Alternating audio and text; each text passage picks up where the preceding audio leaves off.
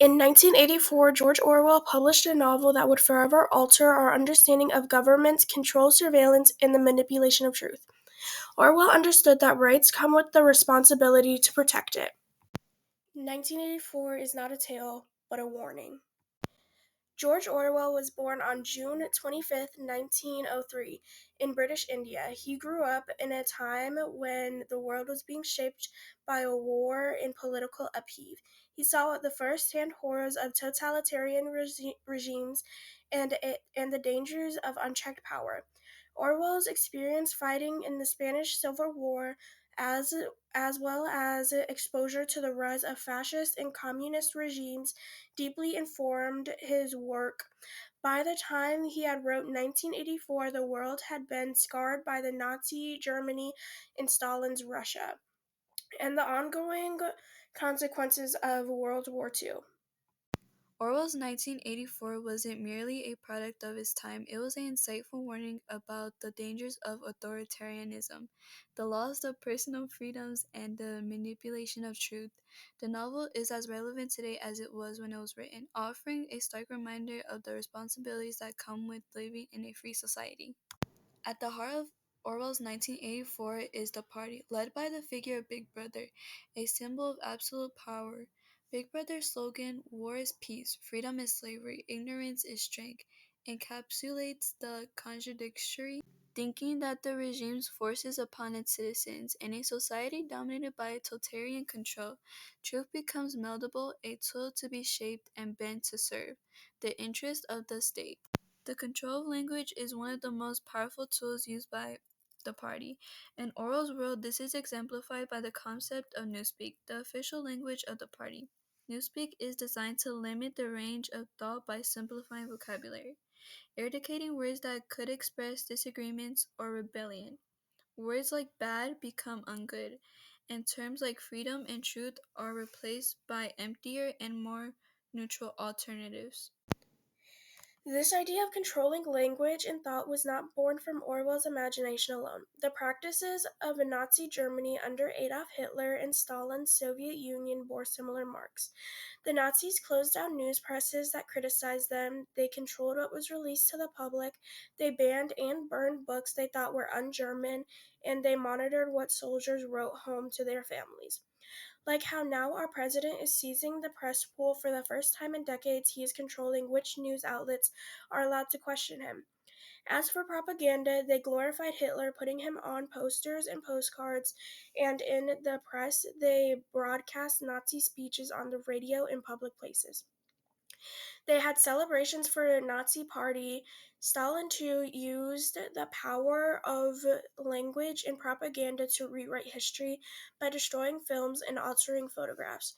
Our president has also taken a page out of Stalin's book, deleting and changing our history by erasing what our president has called gender ideology extremes and environmental policies from thousands of U.S. government websites.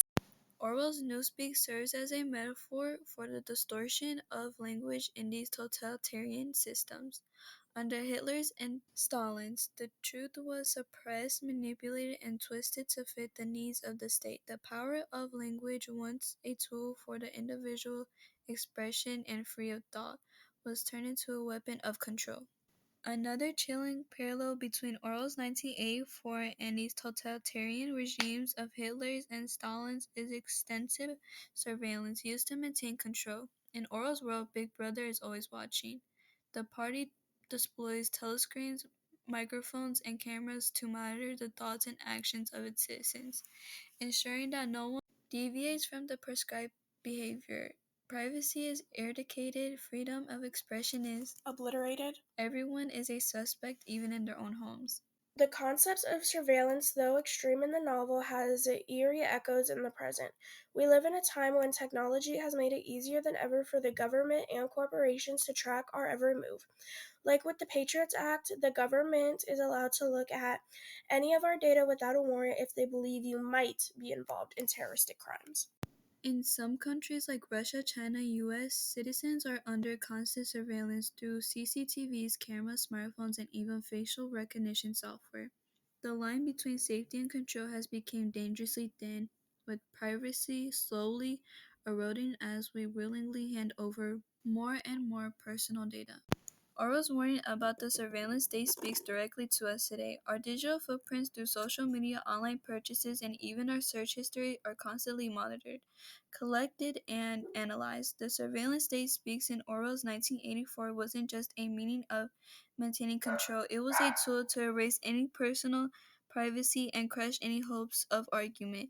The same thing can be said of today's surveillance systems, where anything from our movements to our opinion is watched and recorded. While Orwell's 1984 depicts the horrors from a society stripped from its rights, freedom, and privacy, it also serves as a reminder of the rights and responsibility we must uphold in our own time. Orwell understood that rights comes with a responsibility to protect it. In his own world, the lack of freedom was not just the result of a tyrant rule. It was also a result of a society that allowed those freedoms to slip away quietly, bit by bit. When we compare 1984 to the world of Hitler and Stalin, we see how rights are systematically dismantled. Under Hitler, the rights of Jews, political opponents, and minority groups were stripped away. Under Stalin, the Soviet government purged anyone seen as a threat to its power, removing their right to speak, think, or even exist in public memory.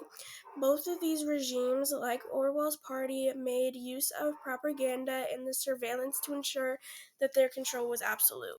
The erosion of rights doesn't happen overnight. It's often gradual. It starts with small fragments with little compromises that seem harmless at first. But when we're allowed our freedom to be eroded, whether it's through surveillance, censorship, or political reposition, we begin to mirror the dystopian world Orwell warned us about.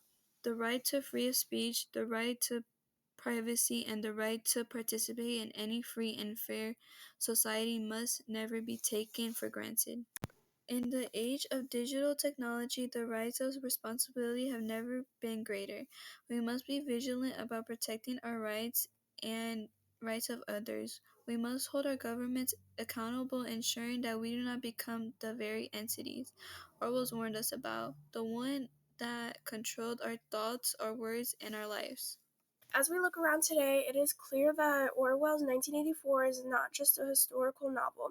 It is a living warning. The systems of control, surveillance, and propaganda that Orwell described have found new life in our digital age.